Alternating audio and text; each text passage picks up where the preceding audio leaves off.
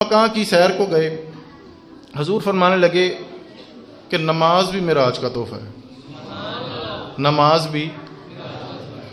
حضور فرمانے لگے وہ تو میری معراج تھی نا، میں لا مکان پر گیا۔ حضور فرمانے لگے الصلاۃ معراج المومن، نماز تو مومن کی معراج ہے۔ پھر حضور فرمانے لگے، یہ مسلم شریف کے حدیث کے لفظ ہیں، حضور فرمانے لگے کہ وہ ایک تجلی جو کوہ طور پر پڑی تھی تو حضرت موسیٰ بے ہوش ہو گئے۔ جب میرا امتی نماز کے لیے اللہ اکبر کہتا ہے، رب اس طرح کی 70 تجلیاں اس پر نازل فرماتا ہے۔ کنیاں تجلیاں؟ وہ ایک پئی سی تے حضرت موسیٰ بے ہوش ہو گیا سن تے اپنے تے مٹھا مٹھا پائے گا جی۔ میں ہاتھ نہیں چکاواں گا جی سویرے پابندی کرو، تہاڈی اپنے دلوں اٹھنی تے تسی جانا ہے۔ ہاں نہیں کوئی ایسی گل نہیں۔ تو یہ نماز بھی جو ہے نا معراج کا تحفہ ہے۔ پھر حضور فرمانے لگے الصلاۃ عماد الدین، نماز دین کا ستون ہے، جنہ سونا کر کے بناؤ گے، جنہ تناور کر کے بناؤ گے، اتنی دین دی عمارت سونی بنے گی۔ پھر حضور فرمانے لگے اچھا اب یہ صحابہ کا بھی عشق دیکھیں نماز سے۔ حضرت مولا علی شیر خدا آپ فرماتے ہیں کہ یا رسول اللہ کیا جنت میں نماز ہوگی؟ اشوق دیکھو، ذوق دیکھو نماز کا۔ حضرت مولا علی شیر خدا فرمانے لگے یا رسول اللہ جنت میں نماز ہوگی؟ پتہ تو سارا ہے نا سردار نکیتیاں دا۔ تو حضور اندر سے سمجھ گئے یہ کیوں پوچھ رہے ہیں۔ حضور فرمانے لگے، اور ساتھ میں حضور مسکرا بھی رہے تھے، حضور فرمانے لگے نہیں، جنت کی عبادات اور ہوں گی، نماز دنیا کی عبادت ہے۔ تو ذرا شوق دیکھیے، حضرت مولا علی شیر خدا فرمانے لگے یا رسول اللہ پھر ہمارا دل کیسے لگے گا؟ جنت میں نماز نہیں ہوگی تو پھر ہمارا دل۔ کسی نے پوچھا تھا مولا علی شیر خدا کو، کسی نے پوچھا تھا کہ آپ نے کبھی رب کو دیکھا؟ کیا آپ نے کبھی اپنے اللہ کو دیکھا، دیدار کیا ہے؟ تو حضرت مولا علی شیر خدا فرمانے لگے کہ ایک سجدہ کرنے کے بعد میں دوسرا سجدہ کرتا ہی نہیں جب تک میں اپنے رب کے جلوے نہ دیکھ لیا کروں۔ یہ ذوق ہے، یہ شوق ہے صحابہ کا۔ ایک دفعہ حضرت مولا علی شیر خدا کو تیر لگ گئے، ایک جنگ پہ تھے، تیر لگ گئے، تیر پیوست ہے جسم میں۔ طبیب کو بلایا گیا، طبیب دیکھ کے کہنے لگا حضرت مولا علی شیر خدا کے جسم کو درخت سے باندھا جائے گا، پھر اس میں سے وہ تیر نکالے جائیں گے تو پھر یہ تیر نکلیں گے۔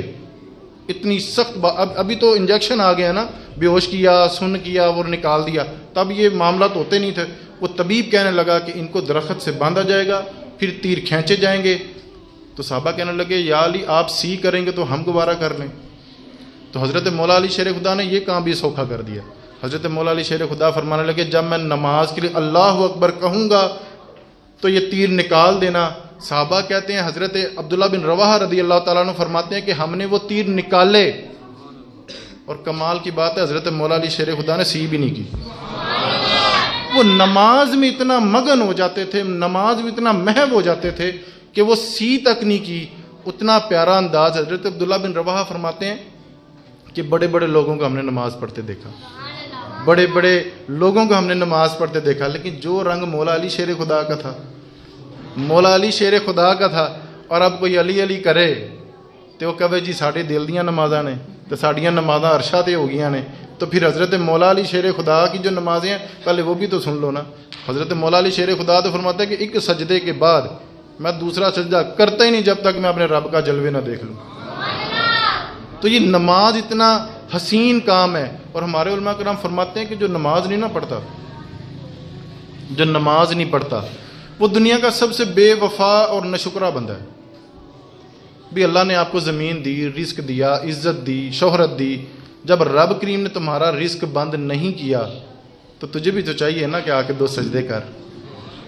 آج معراج دی رات ہے، چلو آج ہی توبہ کر لو، یا اللہ پاک میں روزانہ آیا کروں گا۔ ہو جاتی ہے غفلت، ہو جاتی ہے غفلت، کوئی بندہ کام میں الجھ جاتا ہے، سفر میں ہوتا ہے، لیکن تھوڑی سی فکر کر لیں گے تو اللہ اس میں بھی آسانیاں فرما دیے گا۔ تو اس کے بعد پھر میں آگے چلتا ہوں۔ حضور نے اتنی وعید فرمائی بے نمازی کی۔ حضور فرمانے لگے بے نمازی کو مسلمانوں کے قبرستان میں نہ دفن کر دینا۔ اور یہ جو ہم اپنے گھر کی انٹرنس کے سامنے جو پردہ ڈالتے ہیں نا جی ماشاءاللہ، اس کی بھی حکمت ہمارے علماء کرام نے فرمائی کہ وہ جو پردہ ڈالنے کی وجہ یہ ہے کہ اگر تمہاری گلی سے کوئی بے نمازی گزر گیا، اس کی نحوست سے 40 دن تیرے گھر کی برکت اٹھ جائے گی۔ 40 دن تو ہمیں چاہیے نا پھر اپنے رب کو سجدہ کریں، ذرا ذوق سے کریں، ذرا شوق سے کریں. تو اب آگے ذرا سخت گلاں شروع کرتے ہیں، تسی پریشان نہیں ہونا، ہمیں کورو تے نہ ہون مینوں تسی.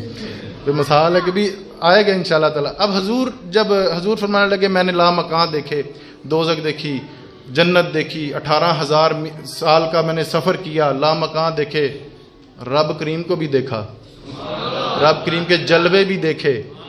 تو میں گزر رہا تھا، میرے ساتھ حضرت جبریل امین تھے. تو پہلے میں نے دوزخ کا مشاہدہ کیا. یہ شادی شدہ حضرات جی ذرا میری اس بات پہ ذرا خصوصی توجہ کریں، شادی شدہ حضرات. حضور فرمانے لگے میں نے کچھ لوگوں کو دیکھا کہ پاس بڑا خوبصورت سالن پڑا ہوا ہے، کھانا پڑا ہوا ہے، بڑی خوشبو آ رہی ہے اس میں سے، لیکن وہ نا گند میں ہاتھ مار رہے ہیں، گند کھا رہے ہیں، گند کھا رہے ہیں. تو حضرت جبریل امین سے پوچھنے لگے او جبریل امین یہ کون لوگ ہیں؟ حضرت جبریل امین فرمانے لگے یا رسول اللہ یہ آپ کی امت کے وہ شادی شدہ حضرات ہیں، گھر میں جوان بیوی تھی لیکن یہ منہ کالا کرنے باہر جاتے تھے. یہ منہ کالا کرنے. معراج کا پیغام یہی ہے کہ جو اللہ نے تمہیں نکاح کی دولت سے سرفراز کیا ہے اس میں جو برکت ہے، اس میں جو برکت ہے. حضور تو فرمانے لگے النکاح من سنتی، یہ کسی غیر کا طریقہ نہیں ہے، یہ تو میرا طریقہ ہے. باہر منہ مارنا، جو رب کریم نے تجھے حلال کر دی تو اس سے برکتیں اٹھا. پھر حضور تھوڑا سا آگے تشریف لے کے گئے، ساتھ حضرت جبریل امین ہے. حضور نے بڑا عجیب ایک منظر دیکھا کہ کچھ لوگوں کی زبانیں کاٹی جا رہی ہیں. حضور پوچھنے لگے او جبریل یہ کون لوگ ہیں؟ حضرت جبریل امین فرمانے لگے کہ یہ آپ کی امت کے وہ واعظین ہیں، وہ علماء ہیں، وہ خطیب ہیں جو لوگوں کو تو درس اچھا دیتے تھے، لوگوں کو تو کہتے تھے نمازیں پڑھو، لوگوں کو تو کہتے تھے کہ قرآن کھولیا کرو، پر اپنا عمل تھوڑا تھوڑا پہ بول رہے. مینوں پتا تھوڑیاں تھوڑیاں سخت گلاں پر یہ بھی معراج ہے. حضور ہمارے لیے یہ بھی معراج سے تحفہ لے کے آئے ہیں کہ بچ جاؤ گے تو جنت میں، اگر ایسے کاموں میں پڑ رہے ہو تو دوزخ میں. پھر حضور تھوڑا سا آگے تشریف لے کے گئے، ساتھ حضرت جبریل امین ہے. حضور پوچھنے لگے ایک اور منظر دیکھا کہ کچھ ایسے لوگ ہیں جن کی زبانیں اتنی لمبی ہیں کہ ان کے جسموں پر لپیٹی گئی ہیں اور وہ اپنے لمبے لمبے ناخنوں سے ان کو نکال رہے ہیں، اپنے آپ کو چھڑا رہے ہیں. حضور پوچھنے لگے، یار میں کبھی کبھی سوچتا ہوں کہ جب یہ منظر حضور دیکھ رہے ہوں گے تو حضور رو بھی تو رہے ہوں گے کہ یہ میری امت ہے، ان گناہوں میں پڑ گئی. حضور نے پوچھا کہ یہ کون لوگ ہیں؟